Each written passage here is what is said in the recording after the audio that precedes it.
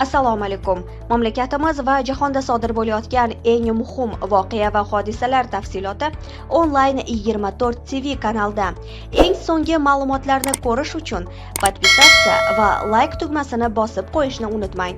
Bugungi dasturimizda Kuchuk bilan xo'tikni qancha qilma tarbiya, it bo'lur, eshak bo'lur, bo'lmas aslo odamiy. 15 sutkaga yangi nomzod.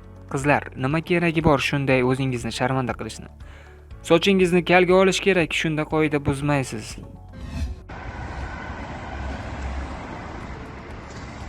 Senlar yaxshimisiz? Sog'liq yaxshimi?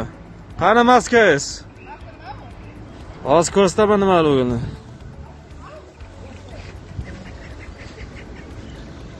Senlar bilib o'tgan mumkinmi? Assalomu alaykum, sog'ligingiz yaxshimi? Charchamasdan yuribsizmi? Bo'ldi, masaba sog'lab gaplashamiz. Qayerda turasiz senlar? Toshkentda turasiz. Nima karantin qoidalarini buzgan holda maska taqmasdan yuribsiz? Ha, maska sizga kerak emasmi? Sizga yo'qmaydimi hech qanaqa narsa? Mayli, sizga yo'qmasin. Boshqalar yuqtirishda qo'rqmaysizmi? Boshqalar yuqtirishda. Maylimi sizga? Yuqsa maylimi? Boshqalarga yuqsa maylimi sizga? Sizga farqi yo'q-a? Xalqning tinchligi, sog'ligi farqi qiziqtirmaydi sizda hech qachon. Qiziqtirmaydi sizda sog'ligi hech qachon. To'g'rimi? Shunaqa. Bo'ldi, sizni tushundim. O'zbekistonda bir qop un narxi 125 ming so'm etib belgilandi. Hukumat topshirig'iga asosan O'zdon mahsulot AK tizim korxonalarida ishlab chiqarilgan bir qop un uchun 125 ming so'm qilib belgilandi.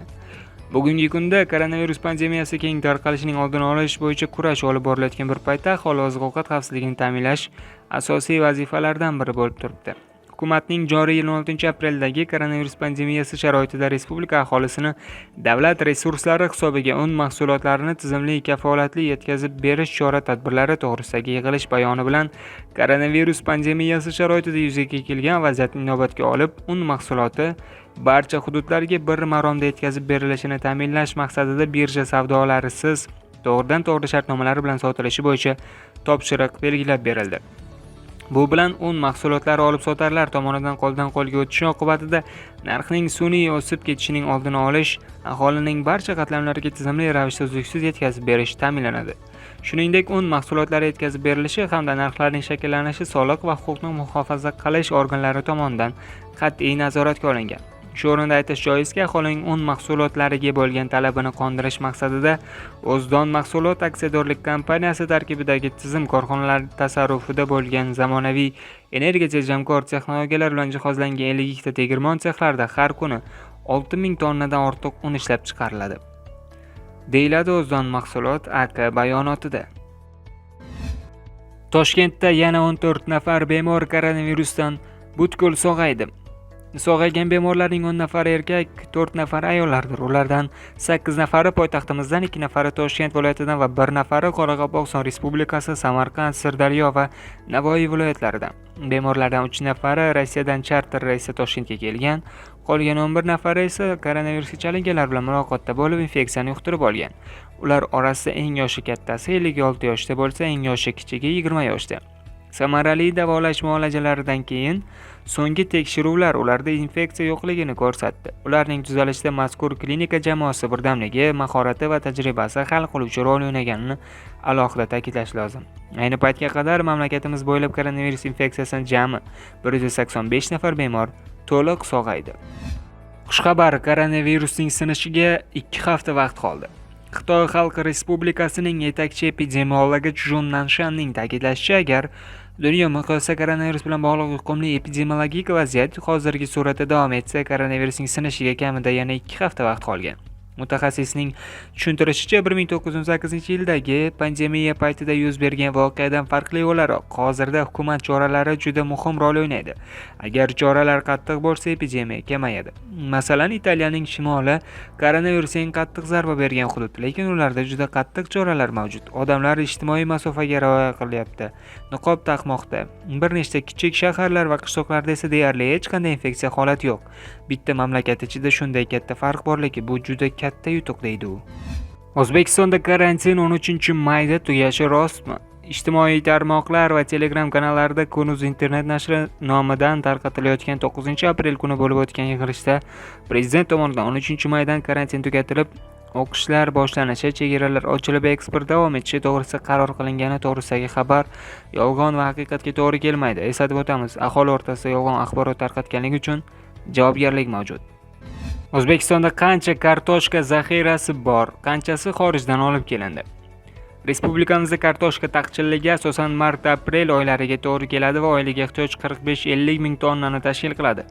Bu davrda ichki iste'mol asosan zaxira va chet eldan import qilish hisobiga qondiriladi. 2019-20 yillar qish-bahor mavsumi uchun 181 ming tonna kartoshka zaxiralangan. Shuningdek, 2020-yil yanvar-mart oylarida xorijdan 130 ming tonna kartoshka olib kelindi. Mart oyining o'zida kartoshka iste'moli 60 ming tonnadan oshdi. Aprel oyida ham ehtiyojning bir qismi import hisobidan qoplanadi.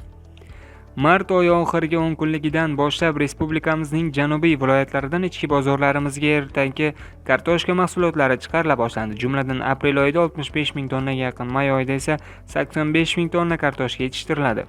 Shuningdek, kartoshkachilikni rivojlantirish, hududlarni ixtisoslashtirish, sohani qo'llab-quvvatlash tizimlarini yaratish maqsadida maxsus qaror loyihasi ishlab chiqildi hamda ushbu qaror loyihasi tegishli vazirlik va idoralar bilan kelishmoqda.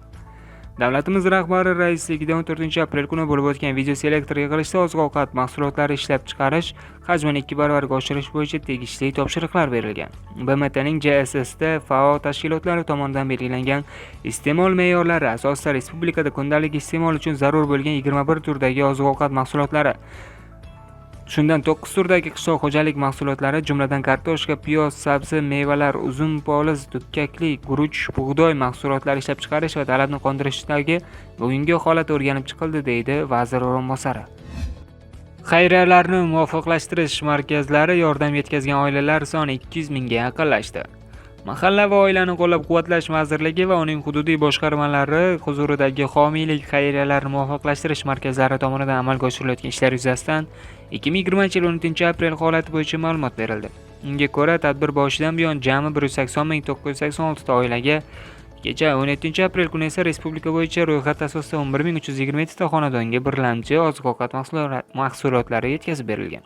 Xususan, Qoraqalpog'iston Respublikasi 443 ta oila, Andijon viloyati 1304 ta oila, Buxoroda 574 ta, Jizzax viloyatida 921 ta, Navoiy viloyatida 614 ta, Namangan viloyatida 1652 ta, Samarqand viloyatida 599 ta, Sirdaryo viloyatida 515 ta, Surxondaryo viloyatida 491 ta, Toshkent viloyatida 499 ta, Farg'ona viloyatida 432 ta, Xorazm viloyatida 564 ta, Qashqadaryo viloyatida 569 ta va Toshkent shahrida 2200 ta oilaga mahsulotlar yetkazib berilgan. Homiylik xayriyalarini muvofiqlashtirish markazlari tomonidan 587 ta maxsus avtomashinada 1515 nafar O'zbekiston Yoshlar ittifoqi ko'ngilli volontyorlari tomonidan xayriya mahsulotlari ijtimoiy himoyaga muhtoj oilalarga yetkazib berildi.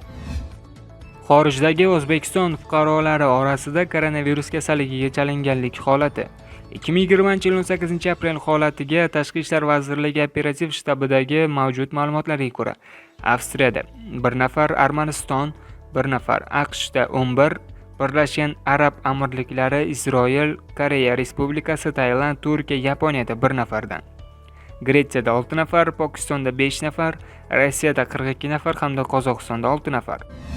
Belarusda maktablarga o'quv yilini davom ettirishga ruxsat berildi.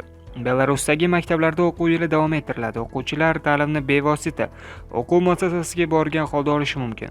O'quvchilarning ta'lim jarayoni 20-apreldan qayta boshlanadi. Ma'rif vaziri Igor Karpenko o'quv yili yakuni boshqa muddatga ko'chirilmasligi va maktab o'quvchilari ta'limni belgilangan muddatlarda yakunlashini bildirgan. Vazirning so'zlariga ko'ra, o'quvchilarning 40% maktablarga borib ta'limni davom ettirishni rejalashtirgan, chekka qishloq hududlarda bu boradagi foiz ko'rsatkichi nisbatan yuqori.